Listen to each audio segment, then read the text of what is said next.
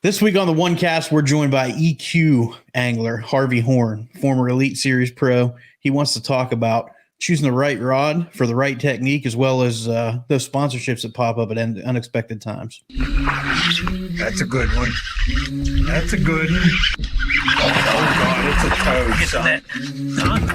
It's a toad, dude. Let's go. I wake up to a little bit of drool on my pillow, feel like it's going to be a bad day. What's going on, OneCast fans?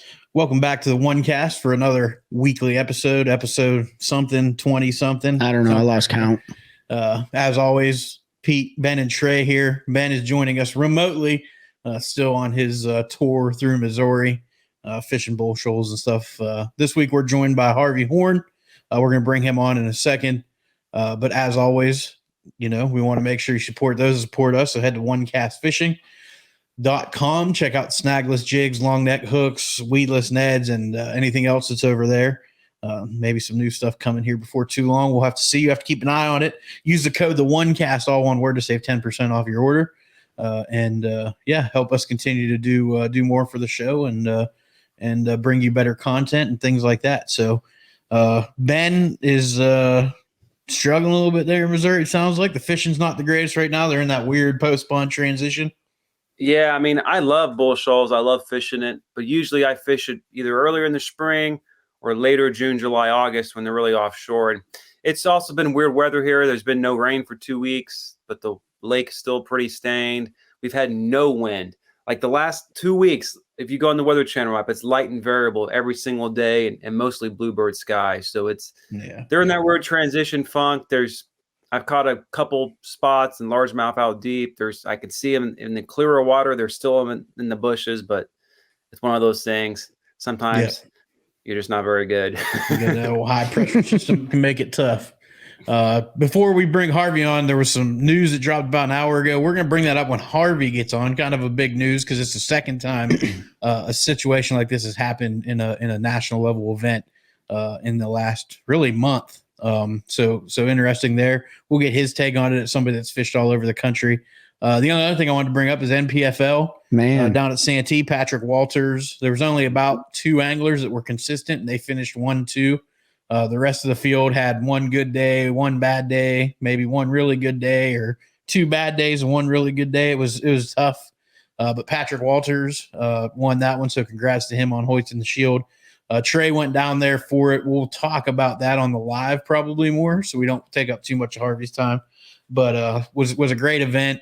And if you don't tune into our Fishing Fridays, make sure you do so you can get the inside on that, because we're going to talk all about it. But I guess, Trey, just real quick, you could say, if there's one near you, go check it out, right? Man, I'll tell you, dude, the MPFL, they run an amazing event. They are very streamlined, limited amount of staff that puts on a fantastic show. Get to meet the ownership and converse with them face to face.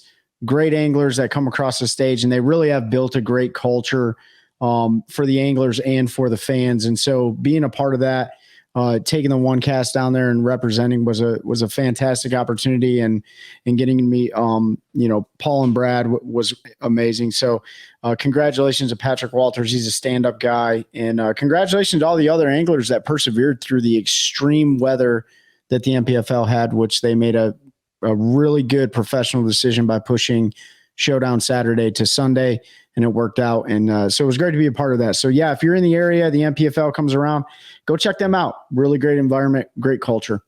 Yep. Hey, Trey, did you get a hold or pick up that shield? Man, I was, about 6 centimeters away. Centimeters? What am I doing here? 6 inches away. I'm thinking outside. I was inches away from that shield. Got to take a look at the plaque that they presented. I think they presented a plaque to the county itself for hosting the event, or for the municipality. Got to stand next to the shield, got to see the $100,000 check. I was close. I couldn't fit it under my shirt, so there was no way I could take it. But it was really cool. And we got to go in the back of the trailer and throw the OneCast sticker up there and sign the wall. So that was really cool, man. But yeah, they got some pretty cool things on the horizon. Won't let the cat out of the bag because it's not my place, but man, really cool deal, and got to see a lot of elite anglers fishing the NPFL, and they say the same thing about their format is very professional, very family oriented, and I'm sure we'll talk more about that for sure. Yeah, we'll talk about it. Like I said, I don't want to take up too much of Harvey's time, but we'll definitely be speaking about it because there's a lot more that went on there, and probably some stuff on social media. Mm-hmm. Trey's made a few posts, so make sure you're following along on the OneCast on Instagram, OneCast Fishing. Also post stuff in our personals, whatever you follow us on is great. So we'll make sure we get that out to you.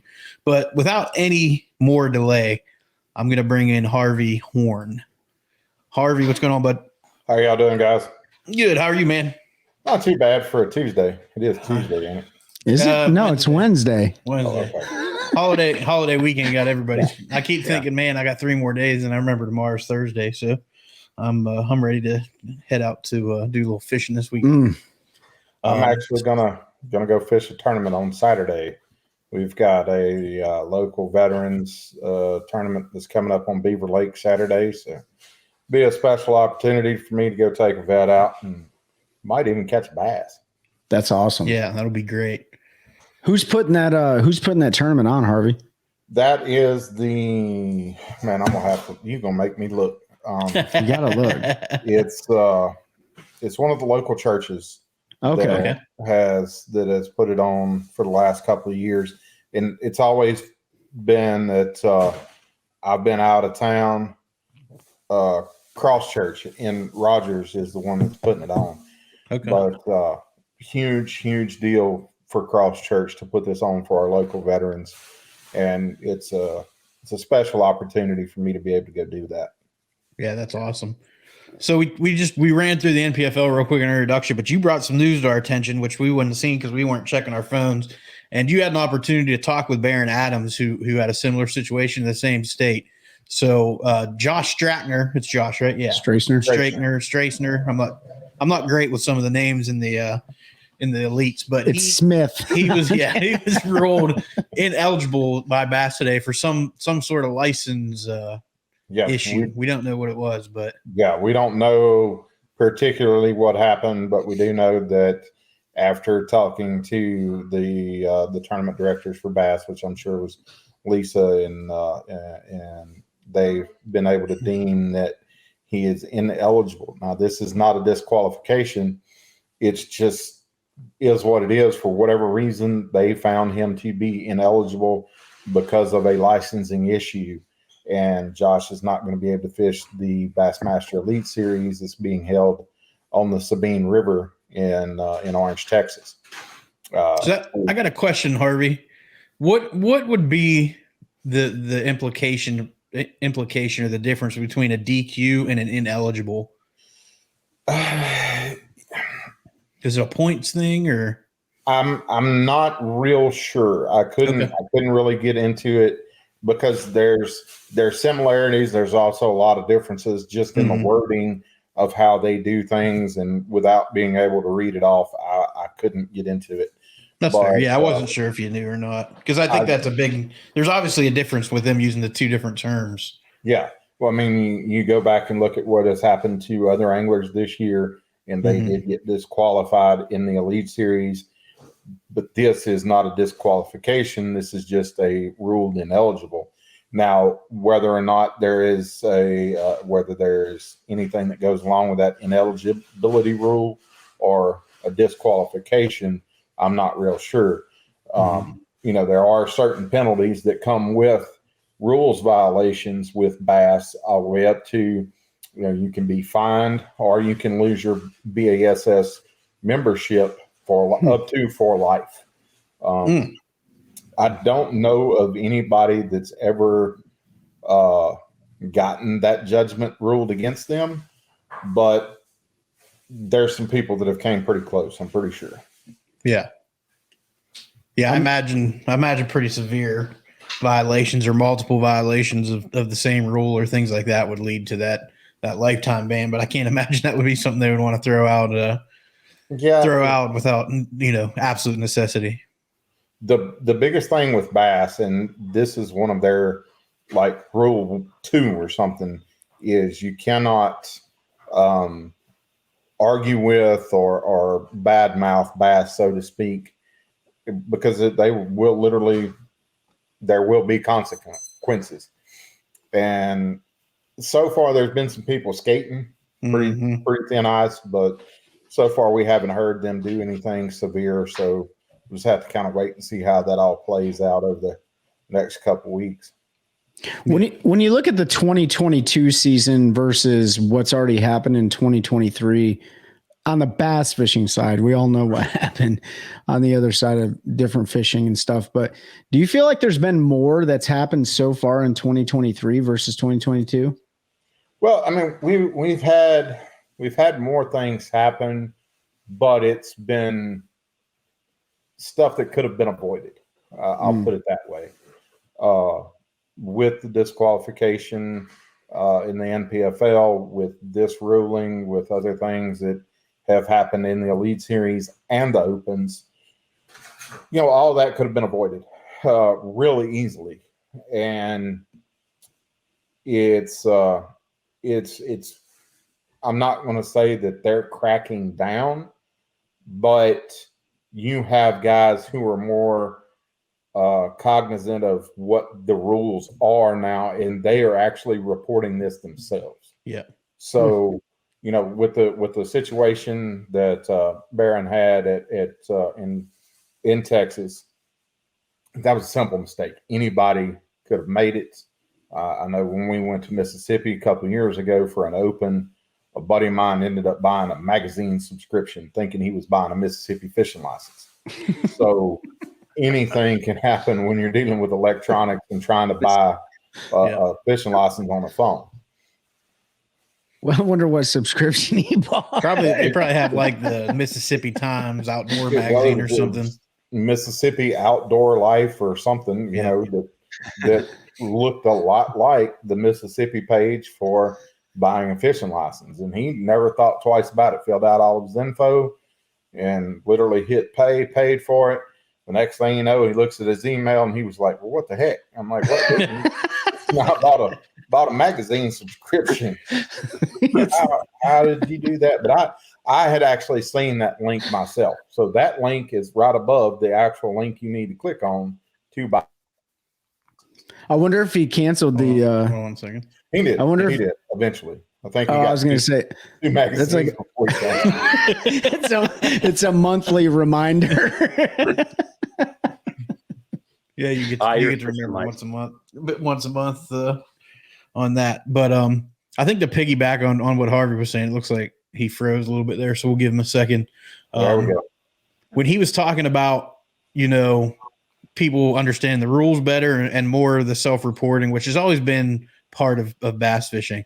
I also feel like anglers, consumers, the outside world are more hyper-focused on these things than they may have been in the past, just because of what happened in the walleye world and the mainstream coverage that got, it being everywhere. So now when something pops up and you see DQ or ineligible or fine or this or that, everybody's ears kind of perk up and you pay a lot more attention to what's going on there, just because, I mean, it brought tournament fishing as a whole into a high realm of visibility, which, they say no publicity is bad publicity. And I believe, I know I talked to folks that had no idea that tournament fishing was a thing until this happened. Yeah.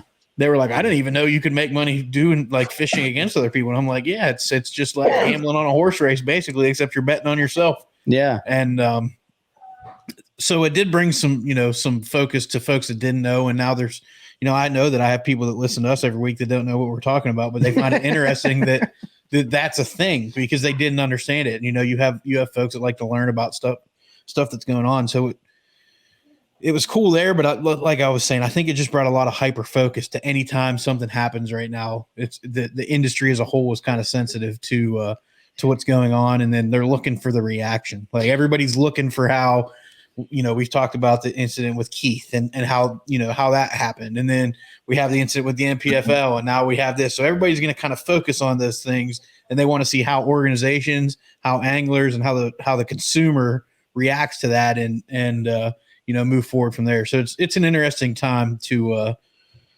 kind of be in the sport, around the sport, the industry, fan, fiction, whatever it is. I know that we're going to talk about like, rod and reel and sponsorship deals and stuff, but I do have a question for you, Harvey. As it pertains, you've been in the industry for a long time, and you've been at all the levels of professional bass fishing. Do you think the amount of visibility that because of social media and the great internets that we have and all this stuff, because it's so quick to find out information, do you believe that it's actually helping the integrity of the sport? I do. I really believe that it does. For the simple fact that, you, especially for guys that run live in their boats during the tournament, there's not a lot of them that do that. And I've toyed around with it a couple times, but I never had a place that I had really good signal. So, you literally are being watched by the entire fishing community anytime that you have live running, or you have Bassmaster's cameras, or you have the NPFL cameras, MLF cameras. It brings a whole new dynamic knowing that at any given time, somebody could be recording you. And I know I've been in a position now 4 times where I have had to call the tournament director, and I literally can take you back to the spot that they all 4 happened. My first day on the Elite Series in 2019, had a marshal, was running down the lake, and my marshal notices my rod lockers open. And in our rules, it states both anglers have to, or both angler and marshal have to be seated anytime the big motor is running and in gear. So I'm slowing down to take the boat out of gear and cut the motor off. Dude jumps up before I come fully off plane, closes the rod locker and sets back down. And I'm like, I got to call a trip. He's like, why? So you got up before I could turn the motor off.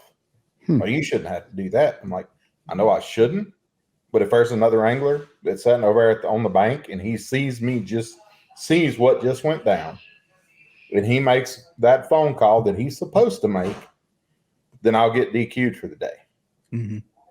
And he couldn't understand that I was going to, waste Tripp's time making that phone call, but I violated the rule because of something he did. Wasn't my fault that it happened, but it happened nonetheless.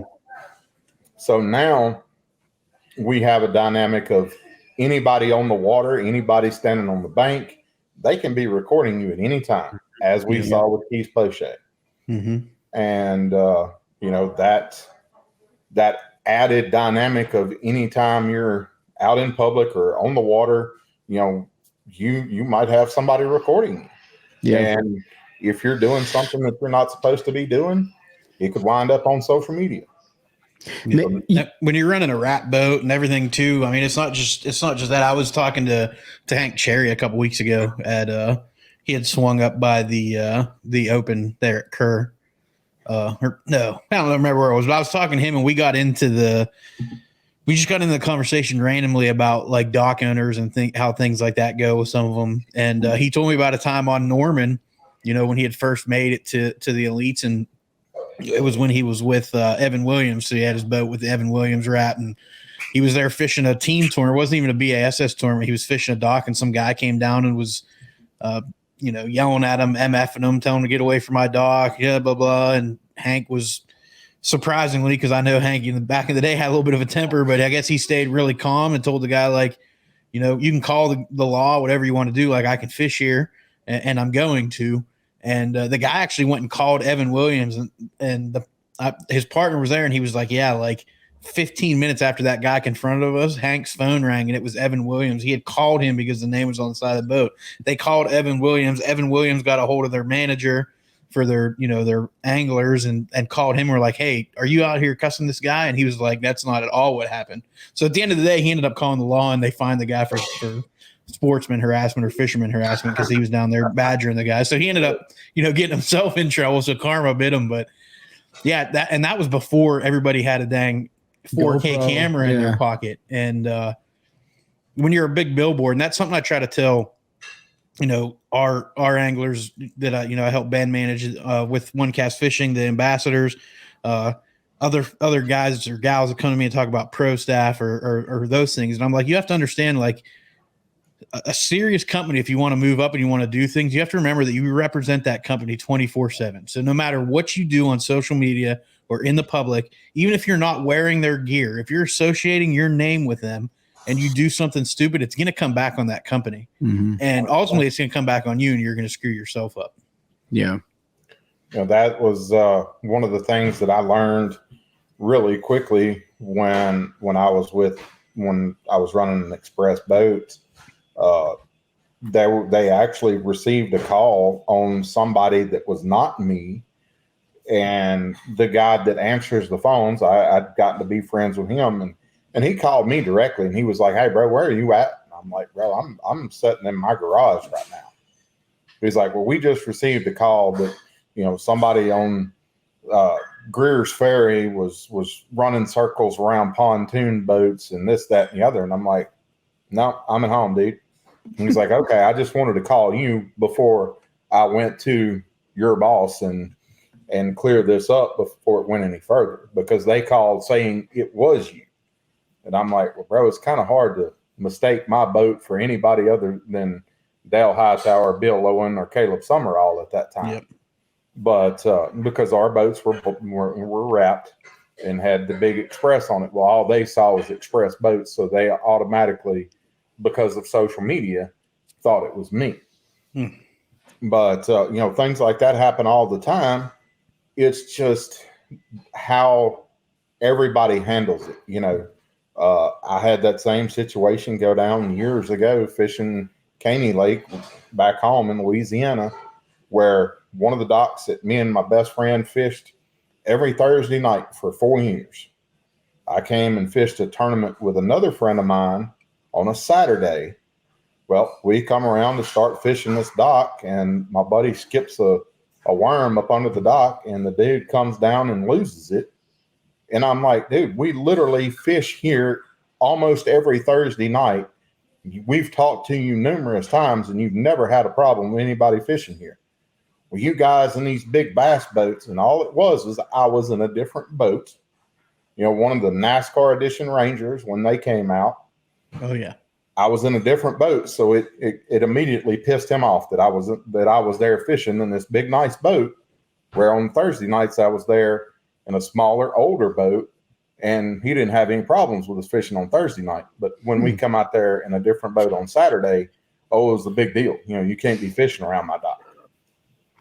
But and I've only once seen the positive side of a dock angler, and that was actually a couple weeks ago. I fished a tournament with Mike Nadeau on Tillery, and we went back in a pocket where he had seen some beds, and the sun wasn't quite right. We ended up catching one of the fish he knew was there because he knew where the bed was, and we were able to blind flip to it. We found another one and flipped, and the owner came down, and I'm like, "Great, here we go." And we both kind of looked at each other, and the guy's like, "Y'all in a tournament?" We were like, "Yeah." He's like, "Well, there's a bed right there on this corner, and there's one over there." He's like, "My daughter names them, so I have to let her know if you catch them." And he pointed all these beds that were around out to us. So there's Steven and Billy. And yeah, so it was kind of cool because when he come down, I was like, we're about to get told." But that's important to bring up. You don't hear that talked about a lot. And I don't know if you've talked about it previously, but with everything going on right now, especially with how social media just amplifies everything, with the Keith Poche deal, with the, I don't know, you name it. And everyone, even myself, I'm like, man, like, it's great entertainment. Like Keith Poche is great entertainment, or whoever, insert the name here. But other people, and myself included, didn't really think about how much visibility you get with a wrapped boat, with being on, bodies of water and conducting yourself in a manner that's not going to bring, tarnish the reputation of whatever organization you're working for, your sponsors, all that stuff. So you're constantly in the limelight. It's like the red carpet is the lake, and you're always on it. So me and my son fished a tournament on Table Rock Sunday before last, and literally within a few hours of getting home, one of the Facebook pages, there was somebody made a post, "Hey, who was this guy on Table Rock running a Black Rifle boat?" And at that time, I was locked out of Facebook, so I couldn't answer him myself. It happens, you know. Yeah. Tried to Facebook type in jail. my password the wrong way 3 different times. I got locked out of my own social media. So my sister reached out to him and said, "Hey, you know, that's my brother. You know, you got any questions or what's going on?" He's like, "No. He was super nice. He gave us plenty of room. It was just kind of foggy, and I was concerned about y'all running, but I noticed y'all did wait until the fog started to lift before you took off, and I just wanted to say that he was very courteous to us as we were putting our boat in and getting out." So not always is it negative, but the positive is a whole lot less than the negative is. Yeah. And the positive, it's kind of, that's just society we live in, not to get off, but like when you do things the right way, nobody talks about it. You wait in line at the ramp, fun. When you shut your lights off, when you back down in the morning, you do all that, nobody says anything. But the second that guy pulls in and doesn't shut his lights off or is unstrapping his boat, everybody's freaking out. And it's, you know, that's the guy we probably should say, hey, you know, shut your lights off is good for the people, and maybe do thank the guy that does actually shut them off and doesn't blind you. But that's how we got Harvey on this podcast week. We locked his Facebook out. That's right. We tried to hack his Facebook, and then we sent him some blackmail. Just said, if you come on the podcast, we'll give you your password back.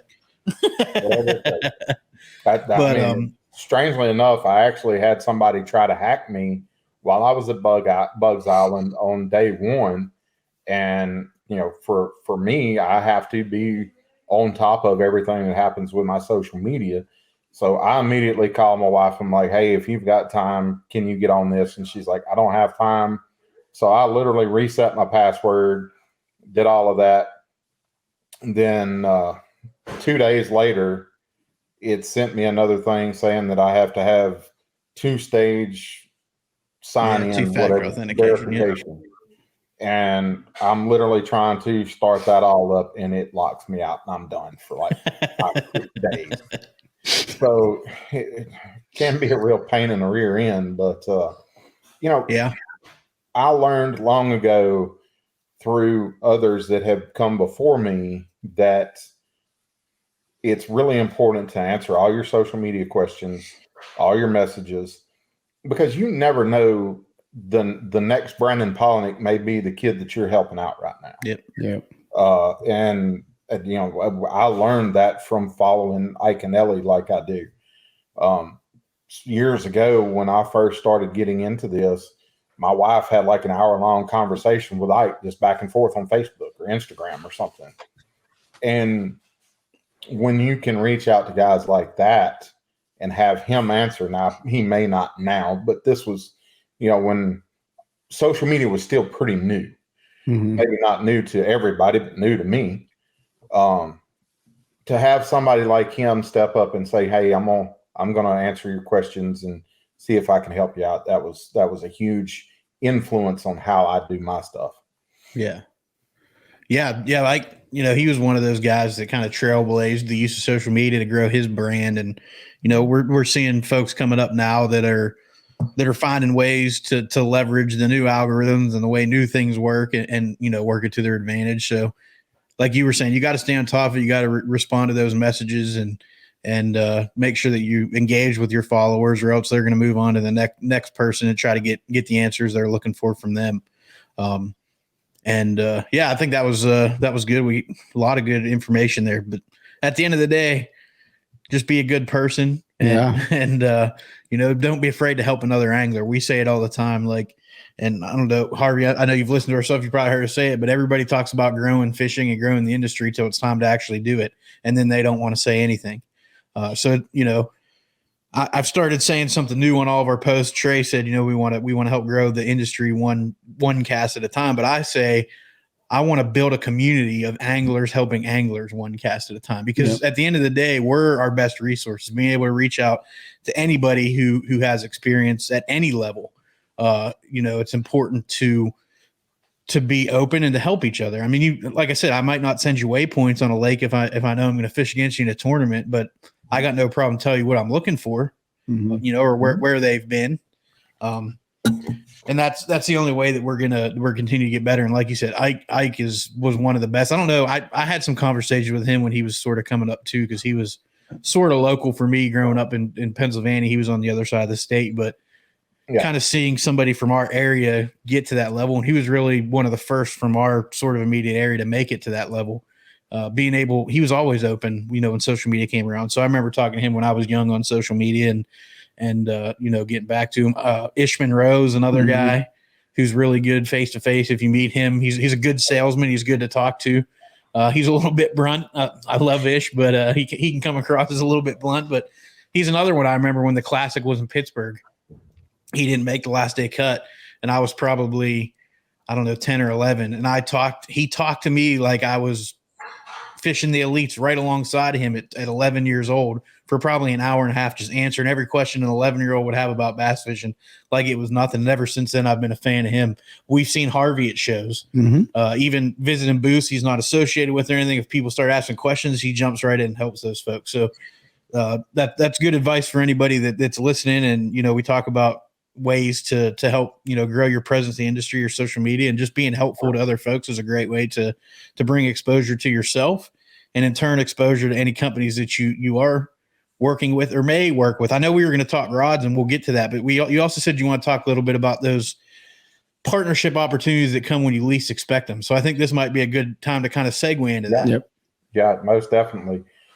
I was literally at the Bentonville Bike Fest on Sunday. Was walking around, had this hat on, and I'm just enjoying being there. It's cool watching all these kids, and when I say kids, there's like some 10 and 12-year-olds out there doing these big dirt jumps and backflips and loop-de-loos and everything else. And they had some other trials that they were doing where they would jump from logs to rocks and all this stuff on bicycles. Really cool stuff to watch. But as I'm walking through, checking out all the vendors that are there, I literally have a guy that stops me, and he was like, "What are you from North Carolina?" And I'm like, "No. Well, what do you do?" I said, I fish professionally all over the country, or semi-professionally, however you want to say it. We can talk about that later. You're professional. You're a professional. You're a professional. Yeah. So anyway, he's like, "I literally drive by cashing rods twice a day." I'm like, "Cool. That's pretty awesome to see somebody that's driven all the way from North Carolina to here to set up a booth to sell hats, right?" And he's got the cool, really cool hats with the leather logos on them. And we get to talking, and he's like, "Hey, I want to help you out." And I was like, "Man, I really and truly appreciate that, because it's not often that something just presents itself like that." And, got his business card. We talked for a few minutes, and he's like, "Here, take one of these as a sample. That way you'll know what it is." My wife ended up buying another one from him while we were there. And just meeting people like that in random places, you never know who you're going to talk to. That's right. That could be the CEO of a company that 3 years from now you may be partnered with or trying to partner with. So for anglers, and especially these young anglers, always be very aware of the things you're saying, where you're saying them, and how you present yourself on social media. One of the best pieces of advice that I had that came from a company that I never ended up working with was, even if something, you buy a certain product and doesn't work the way you thought it would, or it's not up to the quality you expected, don't ever get on social media and bash it, because you may be trying to work with that company in the future. And I've seen this over and over, especially on TikTok, where these young guys, they'll break a bait out of the package. "Man, I'm taking these factory hooks off because they're junk." And I'm like, dude. Yep, there goes your opportunity to ever work with that company. You probably just burned a bridge that could cost you working with not only one, but maybe 5 or 6 different companies because of Yep. what you just said. Yeah. So you always have to be aware of the situation that you're in and who you could be working with in the future. Yeah, and we don't wear uniforms in the fishing. Like there is no uniform in the fishing world. Go to iCast and look at the folks that are walking around and who you would never know who's who. Look at the VP of like Tackle Warehouse, for example. If you ever meet him, he's usually in flip flops, a pair of shorts, and a golf shirt. You would never think he was in the position that he's in. Yeah, the owner. And you could rap to him about how terrible you think their shipping is, or and you go off on the mouth because you had an issue with them, and then next thing you know, you're looking for partnerships, and I remember meeting you one time. Yeah, you might want to go check with somebody else. I think iCast was a great opportunity for us to, well, especially myself, to get an inside look at how complex the industry really is. Like a lot of people, from the outside looking in, they think like, oh, that bait company makes every hook that goes on that bait. They paint all those baits. They make the plastic, they make the packaging. No, dude, that's all like subcontracted out to different companies. If you think everybody pours their soft plastics, you're very, very wrong. So when you get that X bait out of the package and say, this is garbage, and rip it in half, well, the person that poured that bait is probably looking at it too and saying, I don't ever want to do business with that person either. So perception is reality, especially on social media. And you can judge somebody very quickly on their social media page. And I know that I've seen several side-by-side bait videos where they cut baits in half and they're like, this is a garbage bait and whatever. Dude, well, good luck in the future. You know what I mean? So that's a really, really good point. You mean like when Ben melted down that jackhammer to show I'm that not they weren't saying nothing tungsten? about anything. I didn't say anything about the quality. No, there's you're a just rumor out proving it there wasn't that tungsten. it was, the jackhammer's tungsten. And it's not, but unless you buy the JDM version. But being in the industry, you see people trash different companies and all. And I sit back and chuckle because I know their products are made in the exact same place, just different names on them. Yeah. There's a lot of those. There's only so many places that pour baits. There's only so many hook manufacturers in the world. There's only so many factories that make the wire and do everything. So it's all pretty well intertwined. So would you submit, Harvey, that, especially for young aspiring anglers or those already in the industry, is it a constant state of job interviews? Yes. Like your life is a constant state of job interviews. 100%. Yeah. And you never know when you're going to have an opportunity to help a company that you may never work with. Mm-hmm. We've been around for as long as we have now. I've brought certain things to certain companies that I'll probably never work with, and it's not on the production side, it's on the quality side more of, hey man, why don't you try this? This could help you catch more fish, one, which is the way I look at things.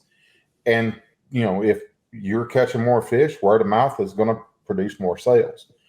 So I've never looked at it as okay, I'm going to go to this company and tell them and give them this big sales pitch. I just look at something and see where I think it could be better. And sometimes I'm right, sometimes I'm probably not, but it's just my opinion. That's all it is. And I've had ideas that Express took and ran with and made their boat a better company.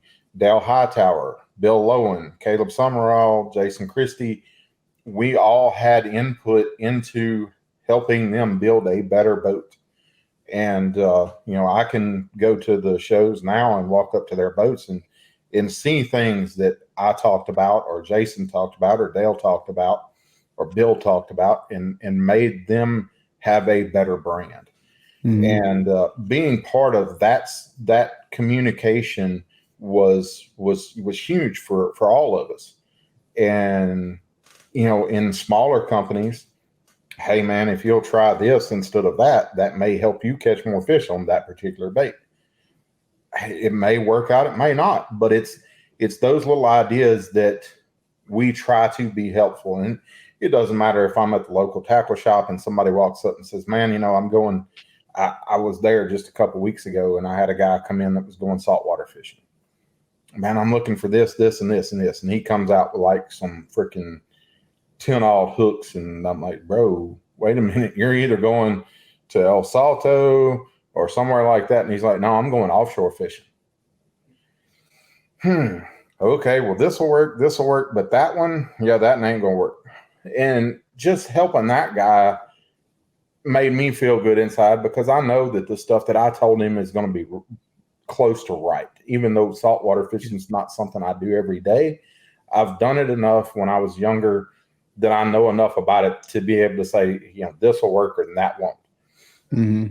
But we all have those things that we're all highly opinionated, obviously, and being able to be helpful to the younger anglers and even some of the anglers that are just new to the sport is always going to be a great opportunity for all of us, I believe. Yeah. Yeah. And you hit the nail on the head. Everybody has an opinion. That's probably the question I hate the most when you see it pop up on a fishing page or something is, what rod's best for this money? And it's like, well, here we go. And then next thing you know, guys are wanting to kick each other down the stairs and punch a baby because he thinks lose is better than straight king or catching's better than, whatever. And it's I just sit back and laugh and I'm like, man, the guy just asked a simple question. We all have opinions. Like there's nothing to get mad about. Your opinion doesn't invalidate mine. The funniest one to me are the knot videos. People get panties in the wad over knots. Oh yeah. And which knots to use and what type of line and all this other stuff. And like we've probably all caught big fish in every type of knot out there at some point in our life. Like they all work, right? Some may have better applications than others, but don't call people idiots if they're doing something. Like there may be a knot that's better for a particular technique, and you can point them in that direction. But they tie a granny knot, it may break more often, but they can still catch fish with it. So true. Yeah. People, I've actually seen a few knots that I'm actually, it's so hard for all of us to break out of that. I've used this my whole life. It works every time. Or I'm not going to try anything new. I've looked at this tornado knot over and over again, and I'm like, that's really similar to what I'm already tying, but it's got a lot more steps. And for me, the faster I can get my bait tied on, get it back in the water, all that extra loops and back flips and everything else that you got to do with your line. If it costs me 3 seconds, that's a cast. Yeah. So all that time I'm spent doing all this extra stuff, if I could be casting, I'm going to tie a different knot to where I'm faster getting back up there and casting again. Denny Broward many years ago at the Classic in Shreveport, the line for Kevin Van Dam's all the way wrapped around the building. Denny's sitting over here by himself. And I walked up and I was like, Denny, what knot do you use? He's like, a double polymer knot. Okay. Thank you. And I walked on. And he was like, hey, wait a minute. Why ain't you in line to see Kevin? And I'm like, hey, I'll see him. I got the information I came for already. You're like number 6 or 7 on the money winning list. You fish baits that you have to have high impact to get the fish out of where they're at and into the boat. I would rather use that knot 100% of the time over anything Kevin's using, because he's most of the time cranking. Yeah. I've literally seen him flip like one tournament. So I'm going to go with a guy that's got the monster hook set and catches fish out of the junk, because that's what I like to do. I'm not a crankbait guy. I will throw one, but it's not my forte, so to speak. Just one. You only own one. Yeah, he just has one crankbait. No, I probably got as many crankbait rods as anybody that works with caching. Yeah. That's a fact. Because I when I do crank, I use so many different crankbaits. Yep. From a square bill all the way to the big, I've got some of the old man stretch 30 pluses. Oh, I've got some. You've got to have a freaking broomstick to throw that thing, and it will absolutely kill you by the end of the day. But there are times at Grand that if you're not throwing something like that or the XD10, you're just not fishing for the right fish. Yeah. So that's that's one of those things where I've got them all. That's not something I talk about a lot because it's not something I do every day. Yeah. I go flipping a jig. Yeah. I'll probably at some point during the day, I'll find something that I need to flip a jig into. Yeah. Yeah. Even if I'm fishing offshore and I see a lay down on the bank, well, I'm going to go flip that lay down before I leave. Yep. I'm a lot like you. If you look at my boat in the summer when those fish start offshore, I'll carry, I have a relationship with Cash, and so I got a bunch of them too. And I'll have 6 or 7 different crankbait rods, and then always have like 6 different worm jig rods, because those are like you said, with crankbaits, there's such a wide variety of sizes and shapes and weights that'll get the same job done. And you're trying to figure out which one, and people look at you like you're crazy. And I throw everything on a medium heavy fast. And it's like, well, you're only hurting yourself. And I was that guy for a long time until I got down here and I wasn't just fishing the river and chasing smallmouth and started fishing different types of water and branching out on different techniques I was using and stuff. And as I started going to caching and talking to the folks that understood that, like the science behind it, it all started to make sense. And this is we just keep segueing perfectly. I don't know if Harvey's doing this on purpose or if it's just flowing. No, we like his Facebook. But that was another questions we all get. I'm sure every single one of us here has gotten it, if not once, 100 times. What rod do you use for this? And I know that's something that you wanted to talk about when I asked you what you want to talk about when you came on, because you have your podcast and go on others. So why don't you give us your take on, kind of how you match a rod to a bait on what you're doing? So for me personally, the weight of whatever I'm throwing is paramount to what rod I'm using. And if you'll look at, we're going to use Cashin, for example, just because it's a company both of us are familiar with. I'm sure the other 2 guys that are on with us have seen them a time or 2. Oh, yeah.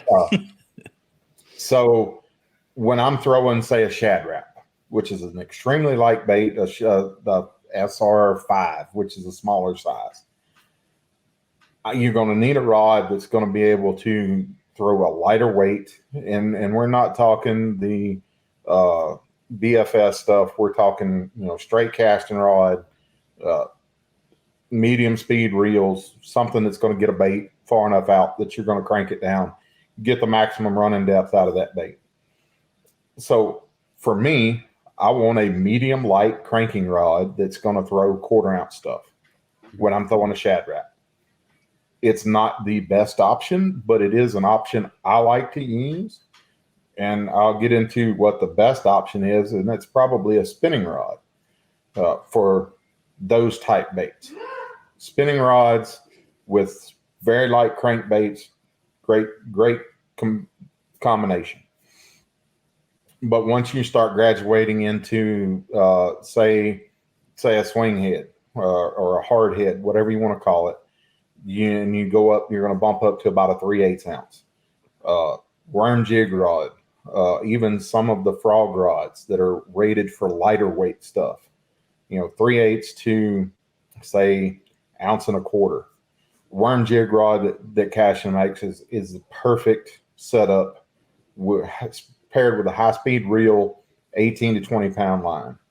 Once you start getting into the heavier, your bigger jigs, throwing a big worm with a 1/2 ounce weight, then you want to step up a little bit. Worm jig rod will still work, but when you go to, say, a 7/6 heavy action, that's going to give you just a little bit more length and a little bit more power in the rod for those hook sets on long casts.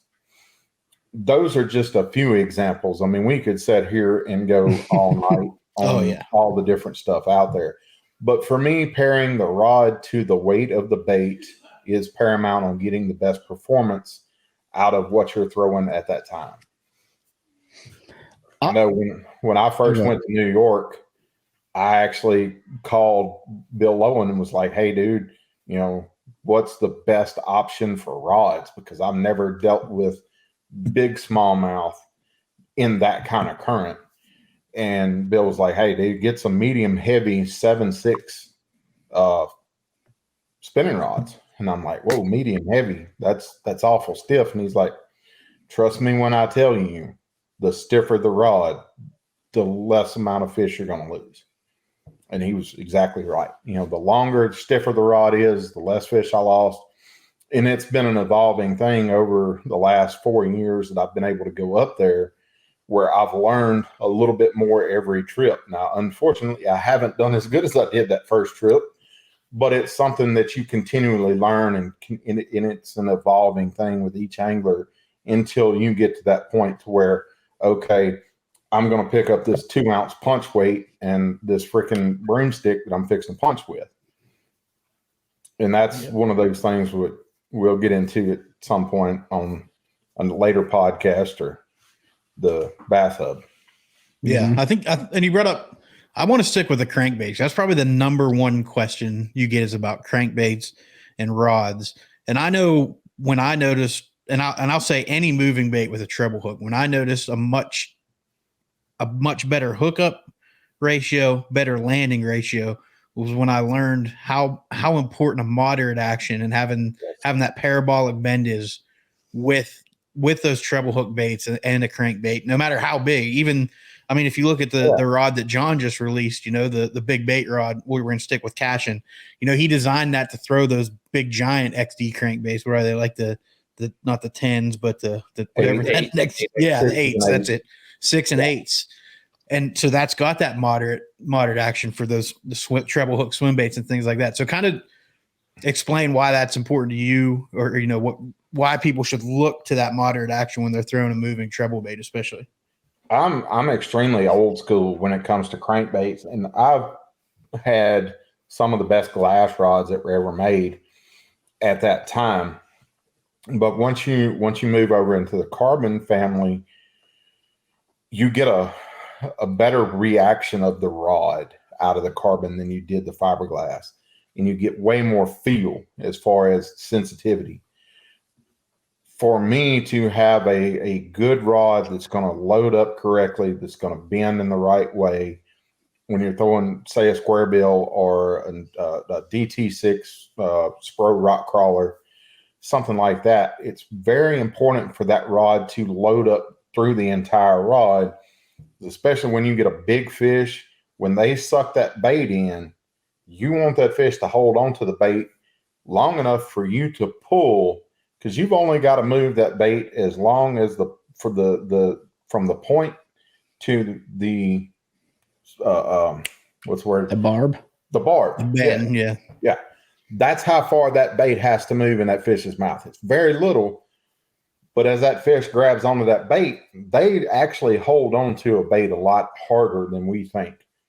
So pulling on that bait, even though you've got a rod that's going to bend correctly, you have to just continue to have that pressure.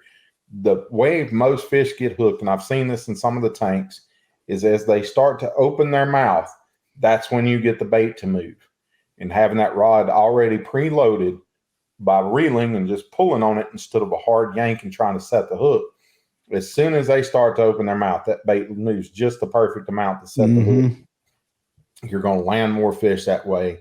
You're going to get many more opportunities because that rod's going to actually allow that fish to suck the bait in as it's moving away from it.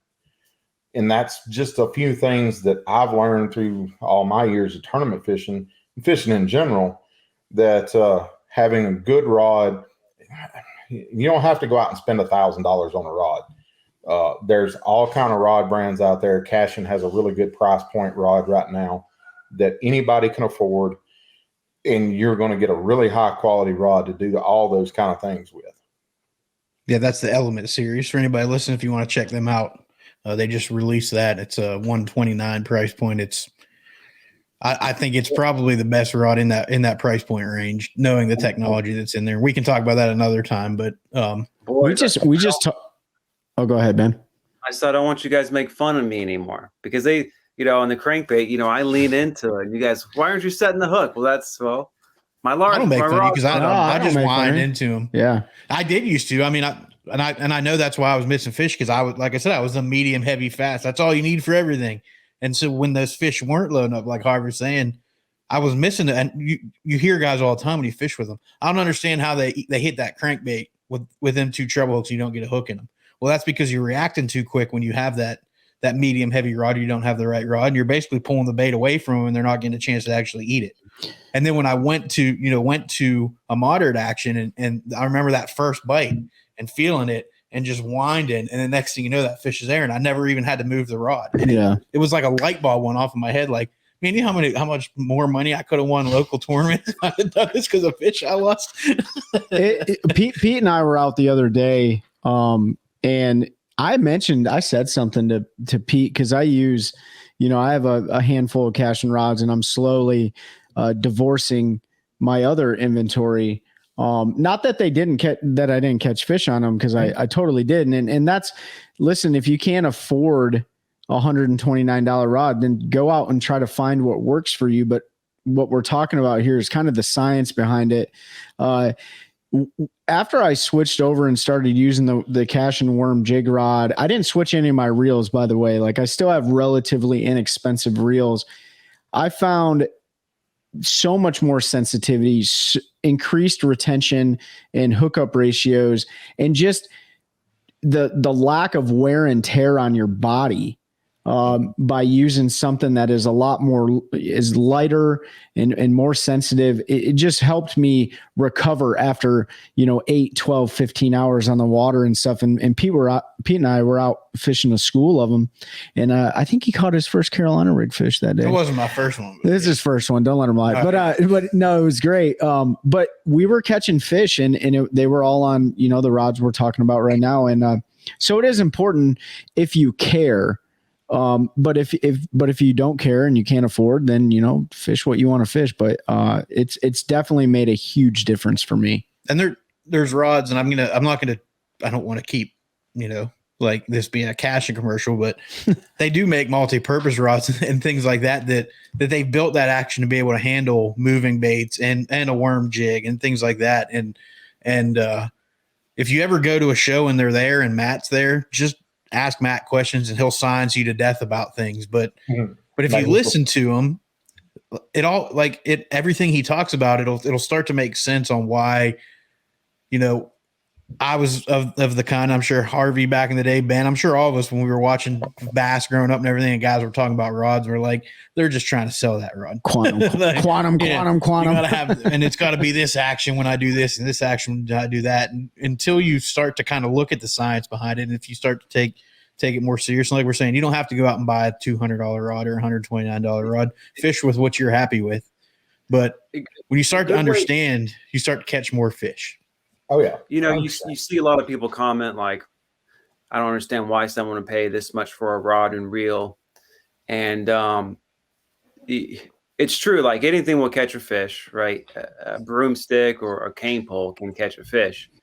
But I've explained to a few people, and it made sense to them. Like, you can go down to Walmart and buy, Savage, a $200 deer rifle, and you can kill a deer, but there is an accuracy, range, quality issue compared to like a Remington 700 or a Browning or something, right? There is something you get your pay for, and when things are designed for a specific purpose, you're just going to have more. You're going to be more efficient and ultimately have more success over the long term with it. Yep. I always tell people, like, you can vacuum your living room with a shop vac, but it's a lot nicer to do with a Dyson. No doubt. One of the say the grandfather of crankbaiting, Rick Klein. I don't know if he still does it, but at one time, every rod that he used for every different application was identical. I don't know if he's still doing this, but 6-7 years ago, he took I'm going to do away with all my crankbait rods. I'm going to do away with all my flipping rods. All I'm going to have is, a 7.4, 7.5, 7.6 heavy action, and I'm going to use those rods for everything that I do. What he did by doing that is every bait, every rod that he picked up, the rod and the reel was the same. So that part of the equation was taken out of what he did throughout the day. Now, when he did all that, I'm not going to say he had bad years, but he didn't do as well as he did in 2018 and 19, right? He won 2 tournaments in Florida. in the same general area. But that was his mentality of, okay, I'm going to control every aspect that I can. And this is something that me and Stephanie have just talked about recently is let's control everything. Yeah, she's back here probably You're good. cayenne pepper or something. I don't know. But you have to be in control of every aspect of the game that you can control, and then plan for what you can't control. Practice is the same way. If you're going to have a north wind during practice and a south wind during a tournament, practice for the south wind instead of the north wind that you have during that tournament. But that was something that I felt was really unique that he did at that time. Like I said, I don't know if he still does it, but that was something that was really unique. You can do that if you're a guy like Harvey Horne or somebody who's probably been in the game for a long time and still see moderate success with it because you have so much experience. I couldn't do that. You know what I mean? Like, I don't think I could. I really don't. Just for the simple fact that I know that, at some point during, just like I went out yesterday, at some point I was throwing a 3/8 ounce jig. At some point I was throwing a 1/2 ounce jig. And then by the end of the day, I'd picked up a 1 ounce jig. And, when you're throwing a 3/8, you need to probably using our multi-purpose rod. But when you pick up that 1 ounce jig, you need the worm jig rod or a flipping jig or a flipping rod. But that's just because of the way I like to fish. I'm going to try all the different options that I can, especially if I'm not getting bit. But that's just one of those things where I think it's really interesting on how all the bait companies will have so many different sizes of the same lure. Big Bite's got a 3-inch, a 4-inch, and a 5-inch fighting frog, some of the most popular baits that I use. Some days they want the 3, some days they want the 5, some days they want the 4. And it's being able to figure out what they want in each day that makes it a little bit of difference. And I'm sure that with the OneCast baits, there's probably different sizes there to fit different applications. I know we're talking about rods, but you brought something I want to ask you, Harvey. So let's, you said about not getting bit. If you're in an area flipping shallow brush, etc., how often and when do you decide to either move that area or you're changing colors, changing weight sizes for the fall? Like, how do you go about trying to go through that, especially when you're not really catching anything to get clued in on what the bite might be?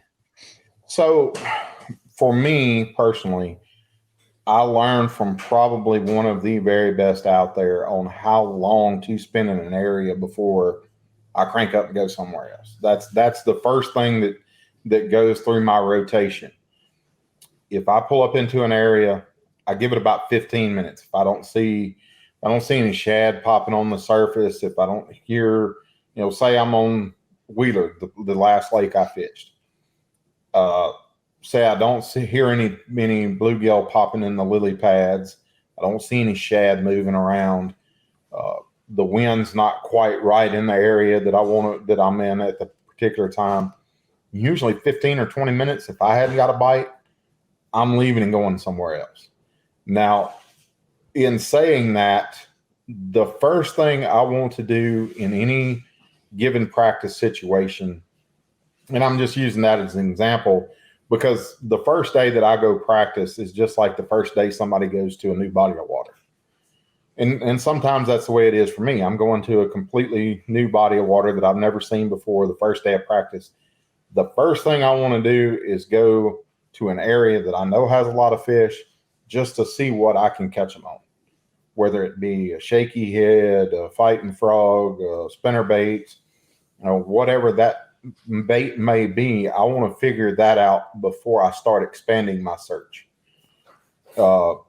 Wheeler was a perfect example. I think the first morning I spent the first probably 20 minutes, I caught my first fish on a spinnerbait. I'm like, okay, another shad spawn going on, spinnerbait all to work.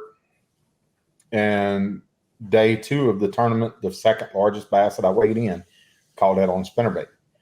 But I don't spend a lot of time in what I call dead water if I can help it. That's one of the things that this Mega Live has started to change in the way I fish. If I pull up on a specific spot, say it's a brush pile, and I scan across that brush pile and I see fish there and I see that there's active fish in the area, it's making me spend more time than I normally would have casting to that brush pile by seeing those fish there. Mm-hmm. Before, I could see fish on my 360, but I couldn't tell if they were really active or they were just there. And, every now and then you could see them swim out of the brush pile on the 360, but now you can literally watch the fish swim from one side of the brush pile to the other. So I'm spending more time fishing for fish that I probably wouldn't catch anyway. Mm-hmm. And that's something that I have to learn. All right, if I'm here for 10 minutes, I don't get a bite, I need to be going somewhere else. Yep. Yeah. That's that was a change for me too. When you start getting, because I like you, I've only had forward facing for not even 2 years now. And that was always my biggest fear. And why I didn't get it in the beginning was I was going to waste time. And that comes to fruition pretty quick where you end up wasting time. So what I did personally, and rotations have always been an issue in my tournament fishing, is I'll stick in an area even before Mega Live, because I either caught fish there in practice or I know that there's fish there because I've caught them there before. And next thing I know, I've wasted an hour and a half and I haven't got bit. So I started this year. Actually, it was just the last tournament I fished. I set an alarm on my phone now for every I think I had it 20 minutes. And if that goes off, and I'm not much like you said, until I internalize that clock, when that goes off, if I'm not seeing what I need to do, I'm putting the motor down, I'm picking up and I'm going somewhere else and trying to find what I'm looking for. But you dropped a nugget in there that was like a light bulb for me, because it's not something that I ever thought about. I don't know if it was for anybody else, but we get so used to fishing the conditions we're presented with. And I say all the time, like, I'll go out and practice and smash the fish and then go to a tournament and catch a little bag, or, they're just not there, because I'm fishing the conditions on the day when I catch the fish, and they might be completely different. So practicing for the conditions that are forecasted for that next, 2 days later, or even if it's a week, you can get a pretty good idea. Because I'm going to go out and pre-fish this weekend for a tournament next weekend. Like, now I know the wind's going to completely change. It's out of the northeast this week. Next week it's supposed to be out of southwest. I'm going to practice for that southwest wind now. And I might not catch as many fish this weekend, but I'll have a better idea what to do when I have the conditions that I'm faced with. And that, for anybody that's getting into tournament fishing or has been, and I hear it all the time at the ramp, and I'm sure you guys have too, like, I caught 30 pounds in practice and today I have 7. And you hear it on Jordan all the time, because 30 pounds happens, it can happen in a heartbeat. That's me on Jordan. That's exactly it, because I'm fishing the conditions on the day I'm practicing, and then you get it changed: high pressure, low pressure, bluebird, you get a storm front, whatever it is, water levels change, the temperature comes up 10 degrees. If you know that stuff's coming and you fish for those conditions, there's still going to be some fish in those areas, but you have a better idea of how to approach it. And that, to me, that was like a dang light bulb moment. So I appreciate you sharing that one. Fish for the future. Yeah. For tournaments, obviously. Yeah. One of the other things I think a lot of us get caught up in, and I know I did for many years, is, oh man, I got to go get these bites in practice. Well, I've seen this year, granted, I haven't had any high finishes, but I've weighed in limits of fish every day so far in all but one event.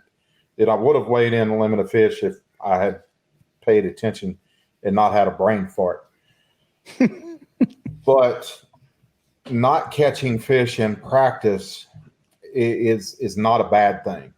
And we've all gotten hung up on, man, I've got to get these bites to where I'll know where they're at. Well, now if we can pull up with side imaging and Mega Live and all this other, the 360, and we can see those fish there, why don't you have to catch them in practice? Yep. I mean, yeah, it's okay to pull up on a brush pile, catch 1 3-pounder out of it, unhook that fish, turn it loose, mark the brush pile, move on. But you don't have to sit there and catch 20 fish out of that brush pile, because all you're doing is educating those fish on what you're going to do on tournament day. We had last year at the club tournament at Lake Watery.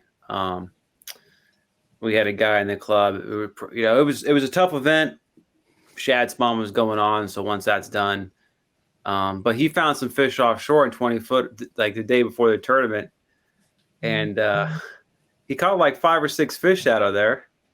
And I asked him, like, why did you do that? Because he went back during the tournament and he didn't get a single bite there. He's like, I know, and I knew when I was doing it, I shouldn't do it, but it's just too much fun to catch them. Oh yeah. And we all get caught up in that, in certain instances. The last tournament that I fished with my son, I have not been on Table Rock in probably 3 years.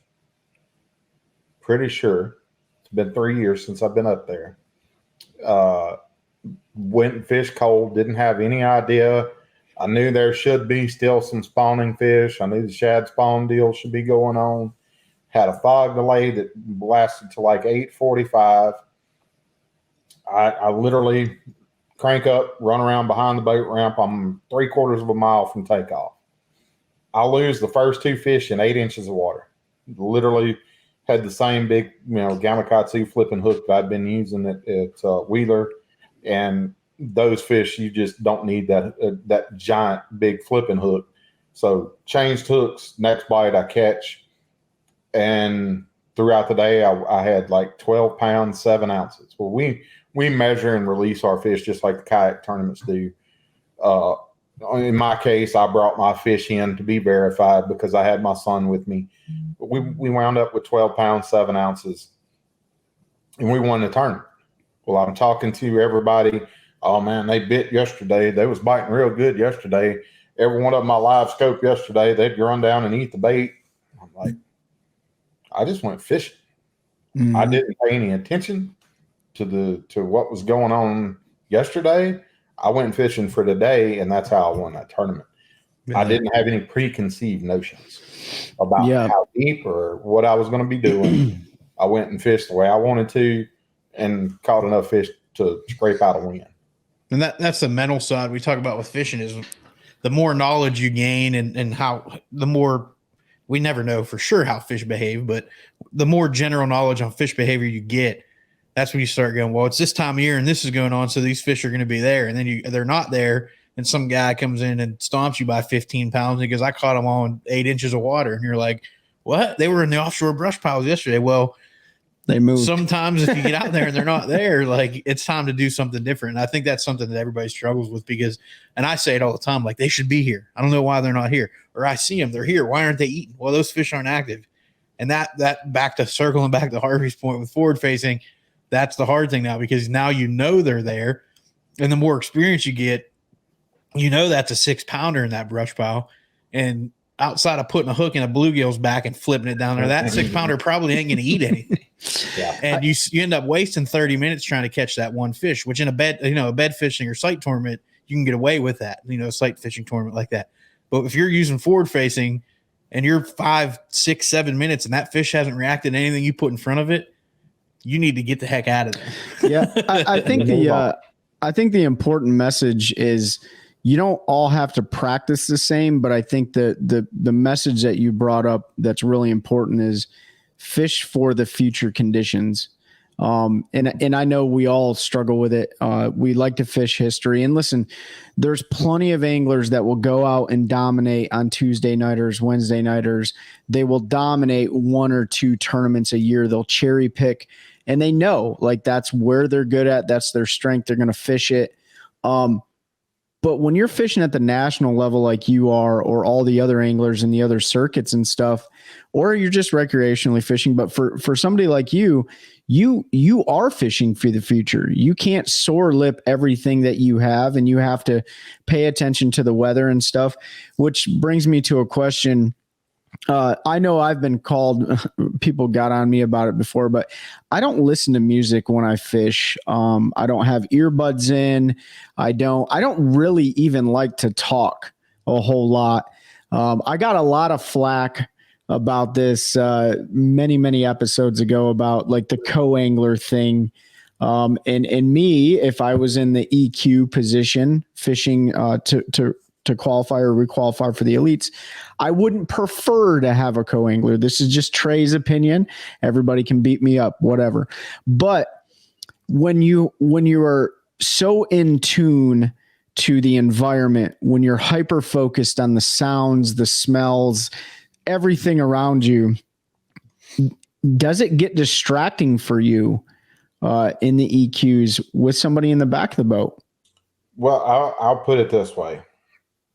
And I've been a co-angler, so I understand their perspective, their point of view. I understand that they're out there trying to win money just like I am. When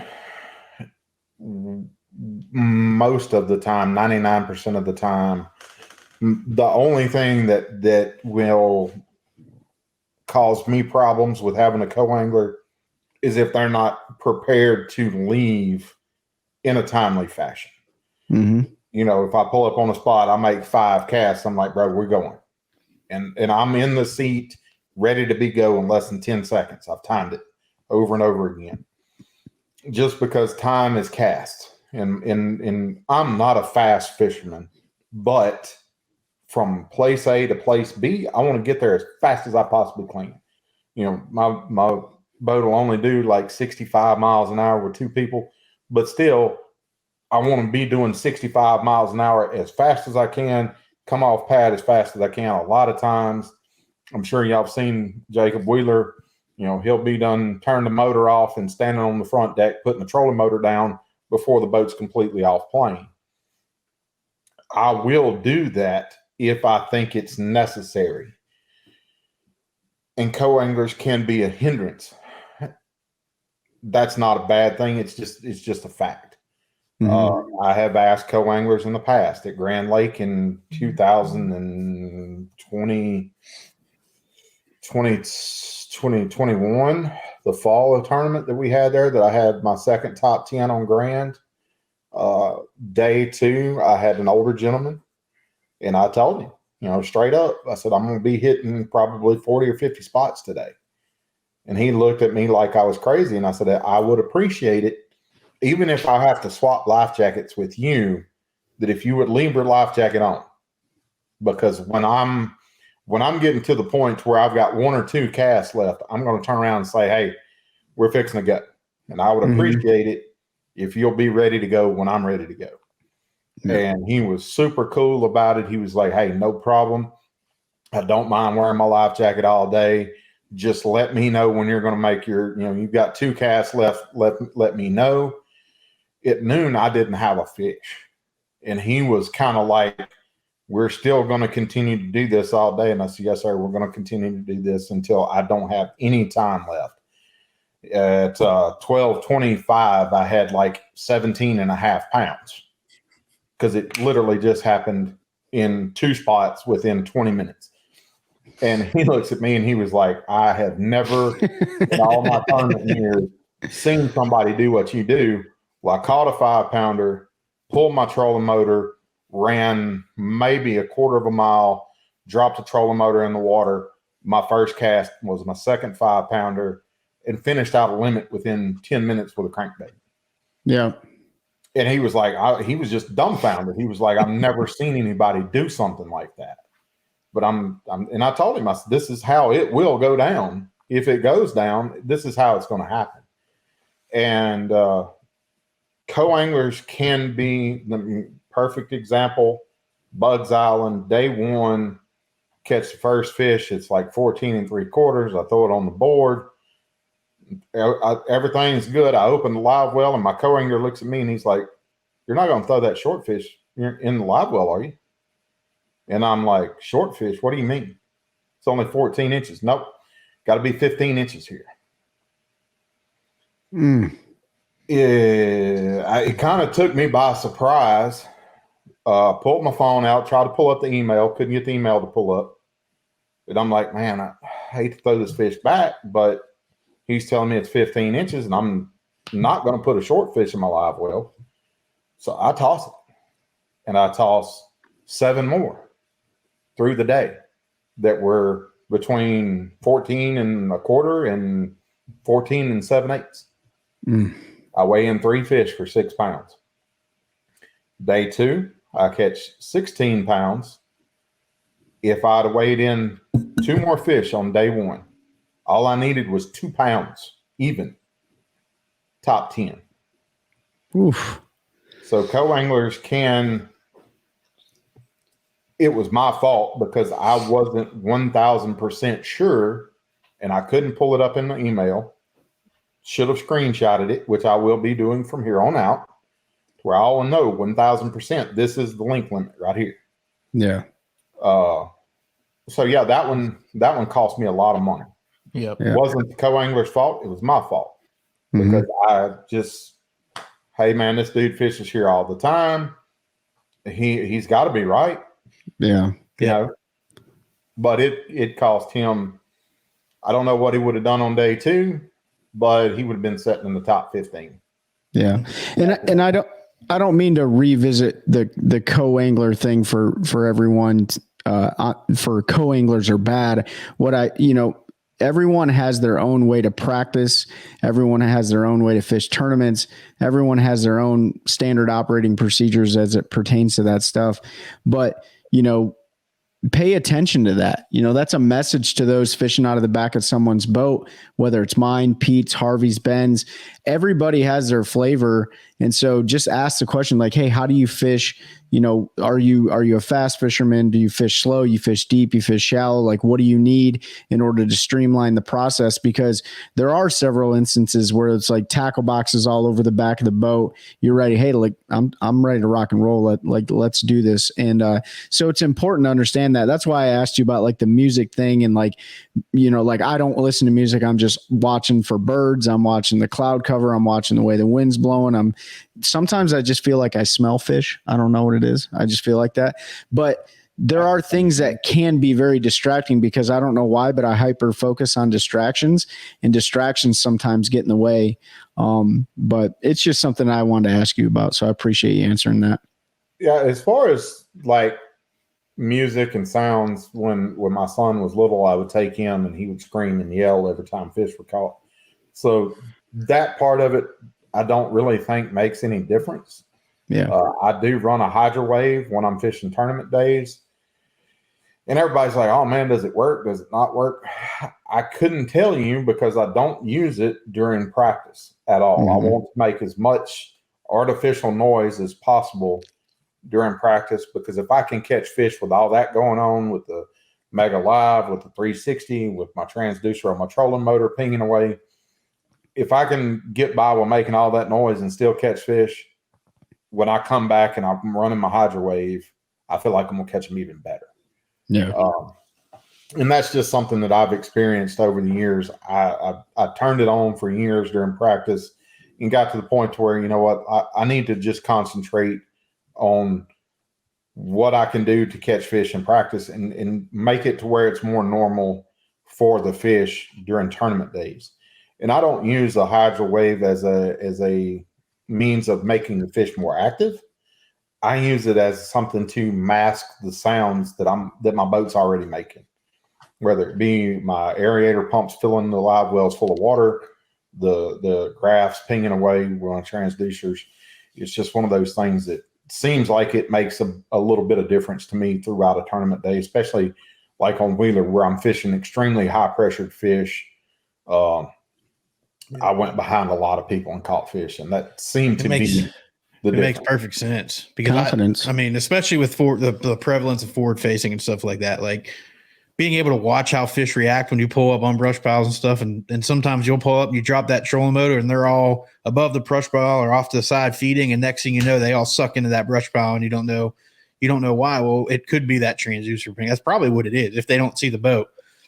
So Chelsea, when you listen to this now, I have to buy a hydro wave and that's why. So we got to have it. So you can't fit it. No, I got plenty of room. Pete's trolling motor is 492 pounds. I've seen some of the craziest stuff over the last 2 years. I mean, I've got a couple of buddies that are running 3 different forward-facing sonar transducers. They'll be running a Humminbird, and then they'll have 2 Garmin's on one trolling motor, and I'm like, dude, how much more do you need to see? Well, I mean, really, all of it. I think Destin's running 3. Mike, He's only Mike running is 2. Destin's running 2. Yeah. We all know Destin DeMarion and Mike Mike Corbishley with Lawrence. You've heard of him? Mike Corbishley with Lawrence. We had him on. He's running 3 on his boat, so he can do because they have the new the 180 live, and then he can run forward at the same time. And, I can only afford half of one. I can't remember which one of the Japanese anglers and the elites has like 6 of them jokers on his boat. Yeah, it's absolutely insane. I know how I fish, and I've been extremely thankful for the Humminbird guys ever since day one.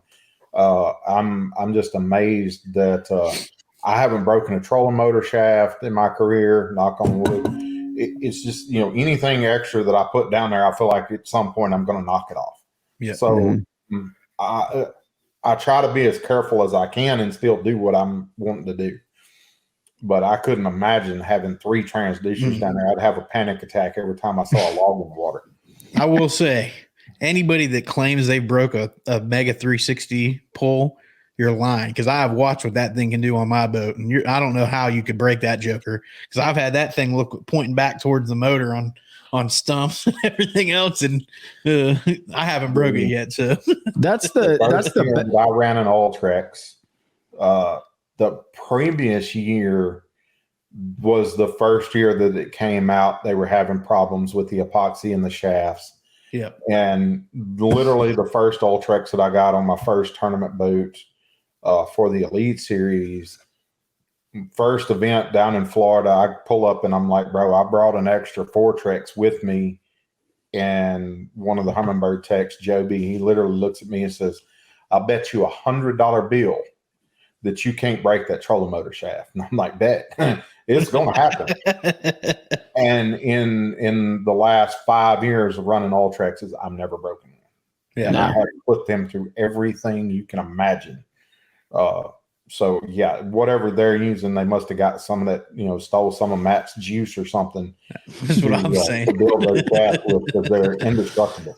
Yeah, I've run into a lot of stuff with my Ultrex, because when I'm fishing, I don't pay the most attention, and I haven't broke that shaft yet either. So, it's important for everyone watching and listening, though. Like, every single one of us runs something different. We all fish differently. We all run different gear.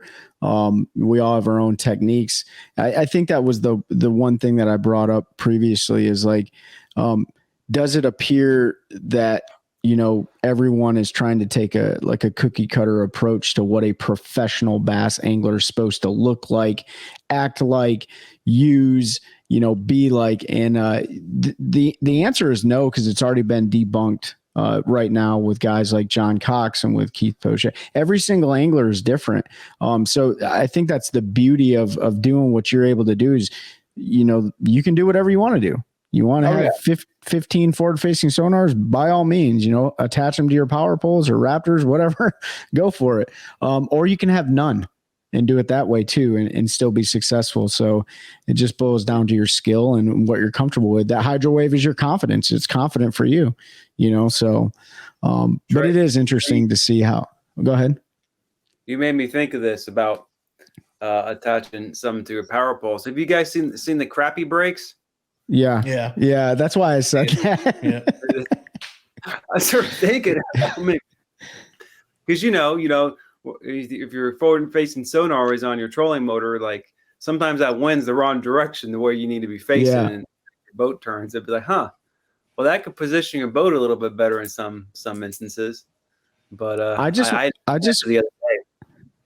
I'm ready to see hovercraft fishing tournaments. I want to see. No, James Bond car. Yeah. Anyways, we're getting off topic here, but yeah, it could work. It could. Like I said, and I've talked about with John Cruz and stuff, and I'm sure you've talked about other people. Like everybody, I think one of the negatives that comes out of bass fishing is everybody thinks you have to have that $100,000 glass boat, and you have to have all these electronics. You have to have all of this stuff to compete, because I see it time and time again. You don't need that stuff. I mean, if you look at the last 2 classics have been won out of aluminum boats. Gussie won his first Elite Series event using 360 to catch fish off of deep boulder. He didn't have forward facing sonar, but he knew how to use what he had, and he capitalized with this. I was a way more successful fisherman tournament wise when I had a 14.5 foot tracker with a 9.9 on it that only ran about 4 miles an hour because I just Love went it. fishing. Two stroke. And yeah, I did what I was comfortable doing. And Harvey, you can correct me if I'm wrong, but I don't think you will. You don't need all of that stuff. I mean, you ran that great express boat, which isn't $100,000 glass boat, and you had a lot of success in it. Obviously, a lot of other guys are. Keith Pochet's running. I mean, the Gator Trax is up there for an aluminum boat, but he's running an 18.5 foot boat, and he's competing at that high level. I'm hoping that the success of the not glass boats and the different brand boats and guys still fishing with not all the electronics, or even if they have them, not utilizing them by staring at a screen for 8 hours, will help people see that you don't need that to compete. I think the industry does it. The world does this. We emphasize on the little tangible things as being the most important things. What you look like, what you dress like, all these things, what you use. What you should focus on is the character that you have in the game. You know, are you a professional? Are you a steward of the profession? Do you emulate an image that others would want to be like, especially the youth and stuff like that? Sure, there's going to be times for entertainment and stuff. We saw that on the classic stage. We saw that with Pochet, and some of that stuff makes for good media. But growing the industry and trying to make it as professional. And that's why the question is there, like, are you professional? You know, how do you define a professional? Other than just getting paid for doing what you do, does your behavior factor into being a professional? And so emphasizing your character more than the kind of boat you use, the kind of sonar you use, I think is a more important message. But that, you know, again, that's just Trey's opinion. I 100% agree with that. I actually have, I know you guys can't see it, but literally sitting right beside my driveway is the 17.5 foot Ranger Cherokee with a 50 horse 7 from 1998 that I started fishing out of when I moved to Arkansas. I fished Bull Shoals. I fished Table Rock, Grand Lake, Lake Eufaula in Oklahoma, the Arkansas River, down at Dardanelle. I've been all over the place in that little boat. I had a ball fishing out of it. Can get into places that even Pochet couldn't get into out of that thing. Now, I'm not going to run and jump anything out of it because I want to let him stay on. But I had opportunities in that little boat to go places and do things that I wouldn't take this 21-foot Skeeter in. Yeah, they say no way because I'm dragging it over rocks and, you know, across sandbars and everything else, gravel bars.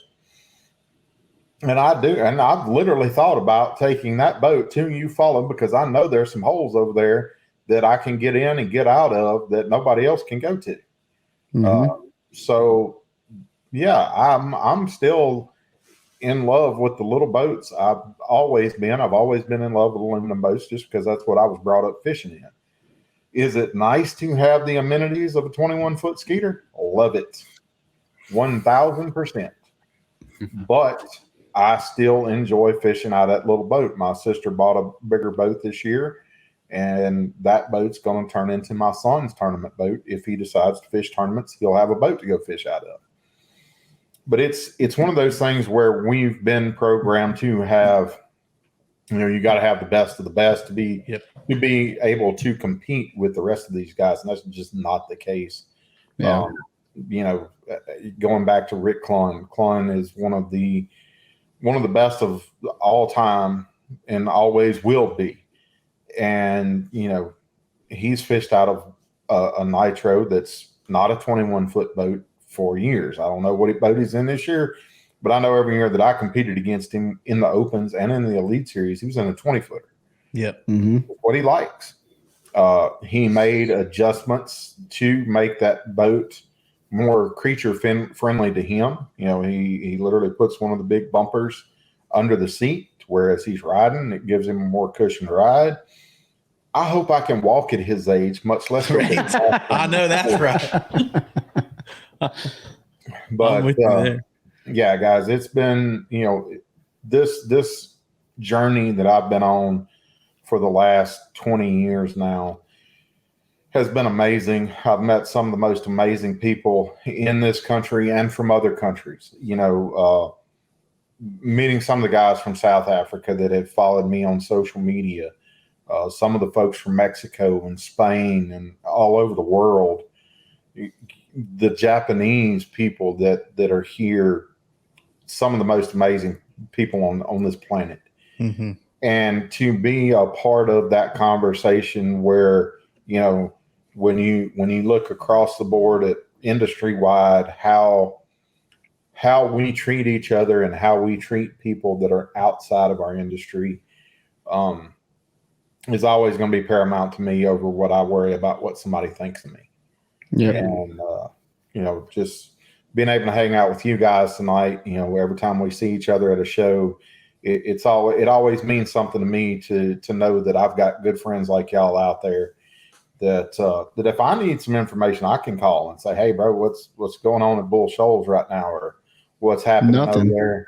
Don't ask me right now. But if you'd have called me, I'd have come fishing. We told him. We told him. Pete told him. Yeah, I know. I got stuck in the hayfield and I didn't know my schedule. Well, if my son hadn't have put a 4-inch gash on his leg. I was going to ask. I saw that on social. That was your son. It wasn't you, because I saw a picture of you on a bike, and the picture that I think your wife posted the picture. I said, I don't know if that was Harvey or his son, but somebody got some stitches, it looks like. Well, we talked about it. I looked at it, and I'm like, man, I don't think they're going to put stitches in it. It was deep. It was long.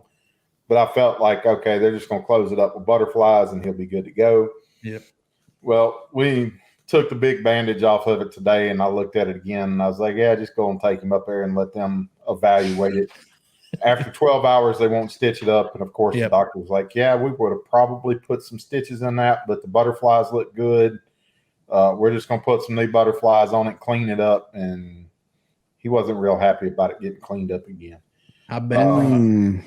I've had a few stitches in my time and wasn't a fan, so I wasn't going to make him go through that or something that wasn't life-threatening, Someday we'll have like a OneCast after hours, and I'll tell you about the time I got stitches with no numbing or anything because I wanted to impress the nurse. Yeah, good luck. It didn't work out for me like I thought it would. I thought I had like 8 stitches in the end of my finger right here. And I would have much rather them just put the stitches in with no painkiller, because the painkillers were that hurts worse. Yeah, the pain I went through. Well, you certainly have. You've had a heck of a ride to this point, and it's still going. Fishing the EQs. I have no doubt that you'll be back up there again. We're coming up on almost 2 hours. We've been talking. This is gonna be a great episode. But, we're getting to the end. So first I want to give you an opportunity to plug, your socials, and then, any sponsors you want to shout out, make sure that you get an opportunity to bring attention to those that help you be able to do this for a living. For how long have you been fishing now professionally? It's been 15 years or so. Oh no, gosh, no. I fished the first opens that I fished was in 2017. That's right. Qualified for the Elite Series that year. Didn't go. The split happened at 18. I was 13th in points, so I was in that conversation to be allotted a spot, requalify, however you want to say it. Mm-hmm. I got in trouble with Ronnie Moore when I said I didn't requalify in 2018, and he enlightened me that I was wrong really quick. But I qualified in 17, requalified in 18 because of the split, and fished 19, 20, and 21. It was an amazing run. I'm not upset because I'm not there. They made a business decision to cut the field, and of course, 3 years later, here it is back at 107 or whatever. And I'm like, guys, either do or don't, but don't do both. That's my only thing is, we're still fishing.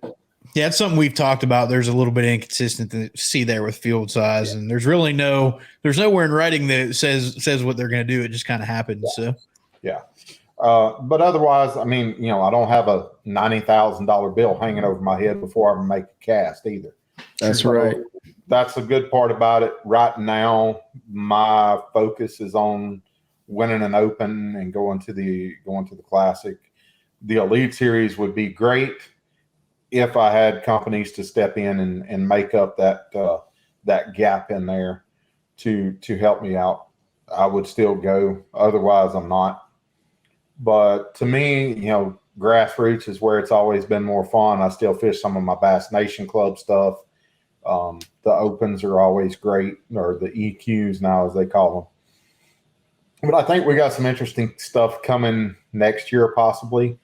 And I'm looking forward to seeing what direction Bass decides to go with some of the ideas that they're kicking around right now. I hope that they do go in a little bit different direction. They're going to add some tournaments and change up a few things, but it sounds pretty exciting from what I've heard. Now, whether it's rumor or fact, I'm not sure.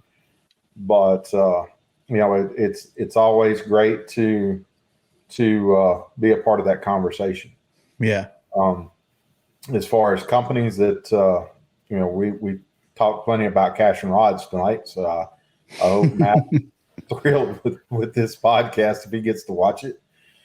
Black Rifle Coffee has always been great to me. Of course, Sprode, Kamagatsu, Sunline is paramount in my life. I don't have anything in my garage but Sunline. So, if you're out there and you're looking for a really good fluorocarbon or braid or monofilament, Sunline's the way to go, in my opinion. Big Bite Baits, of course, they're more of a family to me than anything. They've always been there and had my back. I got to call and order some stuff this week, as a matter of fact. But if y'all get a chance, try some of the Black Rifle Coffee. I'm not a coffee drinker. Or let me rephrase. I wasn't a coffee drinker until I started hanging out with the guys from Black Rifle. They have changed my life. I mean, I was one of those guys. I only drank coffee a couple of times a year when it was really cold. I want to say that Santee Cooper was probably the first time I walked by their little tent and they was like, dude, try some of this coffee. I'm like, man, I done had an energy drink this morning. I'm good.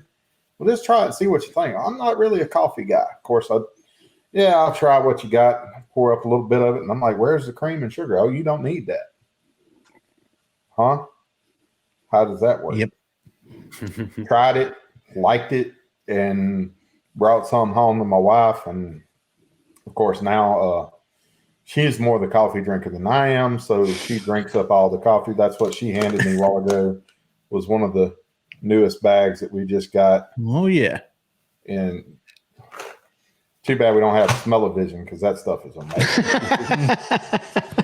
I go to bed and have the fan blowing across that all night. I'd be happy. But it's been great talking to you guys, and look forward to seeing y'all at iCast if y'all are going to be there. We're not sure yet. I'm not sure. Well, who do I need to call to make sure? Ben. Yeah. So we're not, well, we can talk a little bit offline. We're not going to go down there with the booth, but we're trying to get away down there with the OneCast. Yeah, we may come down, media, come down and see everybody and see what's what, I like it a little better that way. I'm not contractually obligated to go, but it's just one of those things where I'm going to go see all my friends, Yep. Another place that I can go hang out with all my buddies and talk fishing. So heck with it. I'll go walk 9 miles a day just to right. Some folks and have fun. Get the steps in, Yeah. So for anybody that's watching that's not following you on social, where can they find you on the various social medias? Harvey Horne Fishing, pretty much on everything out there. There's some underscores and stuff, but you should be able to type in Harvey Horne Fishing on TikTok, Instagram, Facebook. What else? I think I'm on Pinterest. I'm not sure. I don't know if my wife does that or not. Something like that. But we're out there. We're constantly doing stuff on Instagram and Facebook and a little bit on TikTok. So yep. And if y'all haven't, nope, go ahead. Yeah, make sure you give him a follow. Also, make sure you head over to YouTube, follow the Bass Hub over there for their weekly podcast with Harvey and Stephanie, who have now both been on with us, and we've been on with them. Well, we've been on with Harvey, so we'll have to get another one scheduled to try to get on with you, both of you. That's Stephanie right. was down there for the NPFL event, and Ben was also absent for that one because he was, I think, cutting hay or something, right, Ben? Yeah, up at the farm.